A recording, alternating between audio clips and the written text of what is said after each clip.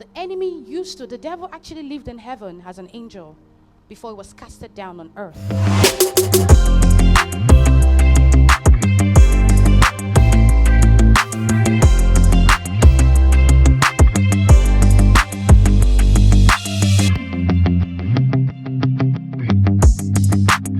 You're not Jumoke.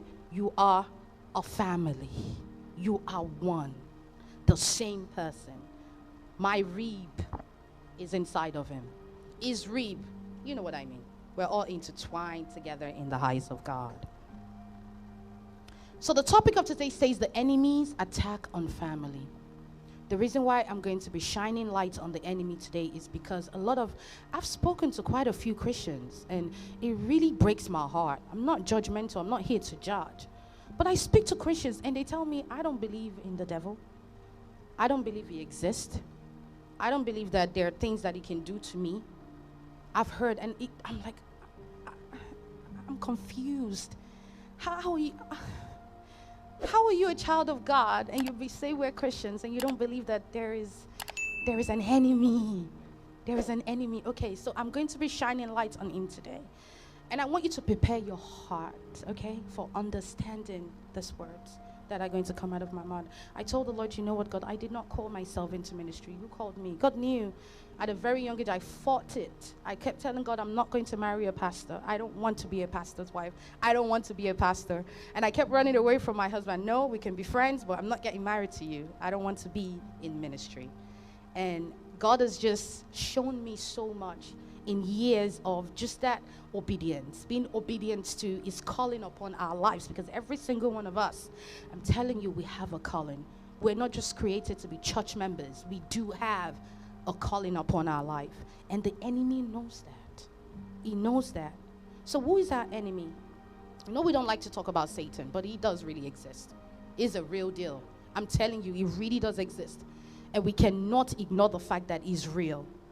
And I'll tell you something. Did you know that the enemy existed from the beginning? From when God created Adam and Eve. The enemy was right there. It's in the Bible. We're going to open our Bible. It was right there all along. In Ezekiel chapter 28, verse 13 to 19. The devil actually lived in heaven as an angel before he was casted down on earth.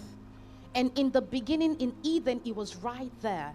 In Ezekiel chapter 28, 13 to 19, I actually need us to read the entire thing. 13 to 19 is 6 verses. It says, you were in Eden. This is the enemy, the garden of God. This is in the Bible. I'm not making this up. Every precious stone was your covering. This is the devil. It was a beautiful angel in heaven. It says the sardius, the topaz, the diamond. Think of any precious stone you can ever think of on earth. The enemy was created, devil was created with the most precious stone. Not only that, it says the sapphire, the turquoise, the emerald, with gold, the workmanship of your timbers and pipes. Look, the devil was created with pipes, meaning every time he moved, it was automatically worshiping and praising God. It was an angel that was created to praise God. He was a worship leader in heaven. So the sound of his body, just by him moving his hand, is creating a sound. Just by him speaking, he doesn't even have to talk or even open his mouth. God created pipes inside of the enemy, devil. He created pipes. It's in the Bible. Ezekiel chapter 28, verse 13. I'm not making this up. It's in the Bible. It says, and pipes was prepared for you on the day you were created. So when God created Lucifer, the devil, he created him as a worshiper. He placed him almost far above all angels. He was living in heaven. But what happened? Pastor, can we open it up, please? Ezekiel 28, 13 to 19. Can we do 14? I already read 13. Thank you. We're going to read. It says, you were anointed as a guardian cherub, angel. For so I ordained you. You were on the only mount of God. He was set apart. He said, you walked among the fiery stones. That's the devil. That's Lucifer. 15. You were blameless in your ways from the day you were created till what? Wickedness was found in you. 16.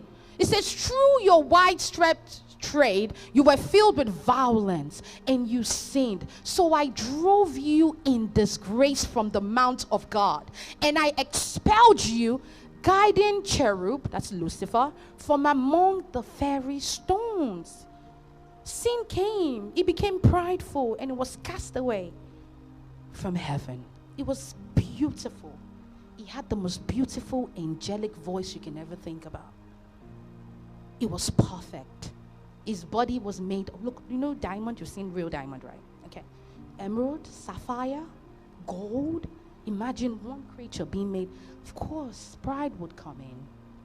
Now you see yourself, you're better than God. That's what happened with devil. Revelation 12:9 says, and the great dragon. So when he was in heaven, it was Lucifer. It was a singer. It was a worshiper. But when it was cast down on earth, his appearance changed. Because he became very prideful. God changed his appearance. He became a serpent, a dragon. It's in the Bible.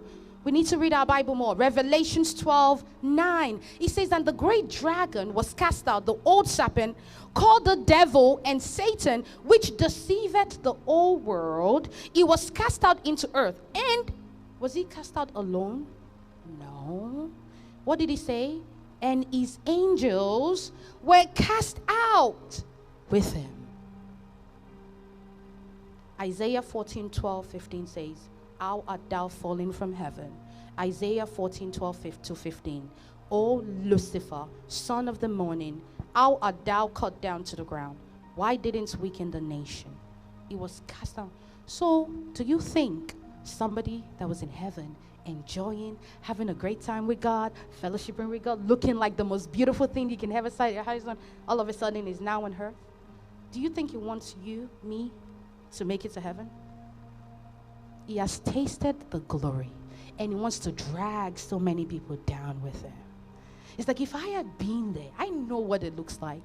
So what happened in the beginning when God created the family? He was like, God, you think you got it together. You created me in all the most beautiful ways ever, and now you cast me down, and now you're going to make man from dirt.